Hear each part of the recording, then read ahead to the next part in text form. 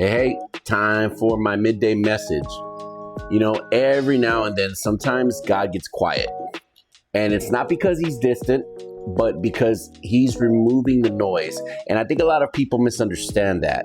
See, we live in a world full of distractions, emotions, expectations, and constant input.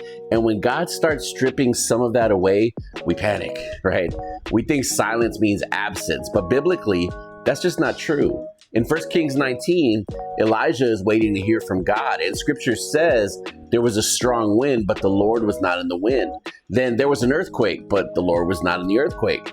Then there was a fire, but the Lord was not in the fire.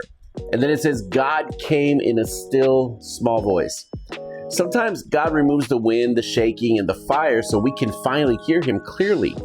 Psalms 46:10 says, "Be still and know that I am God." Not be busy and know, not be anxious and know, be still. And I've learned this personally. When God starts quieting things in your life, when certain desires fade away, when distractions lose their grip, it's not loss, it's intimacy.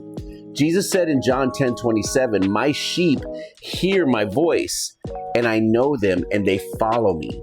You can't hear his voice when everything else is screaming louder. And sometimes God will even lead you into a wilderness season, like Hosea 2:14 says. "I will allure her and bring her into the wilderness and speak tenderly to her." The wilderness isn't punishment. It's where clarity comes. So if things feel quieter today, if the noise is fading, don't rush to fill the silence. Lean into it, because God may be closer than you think, speaking more clearly than ever. Just listen for that still small voice, because trust me, God is still there in the quietness. You just have to listen a little harder, listen a little closer. But he is always, always there.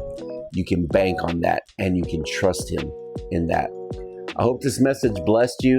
I hope you have a great lunch break if you're having lunch, and I hope the rest of your day goes even better. I'll be back towards the end of the day with my final message of the day and leading into Christmas Eve. All right. So God bless you guys. We will talk again soon.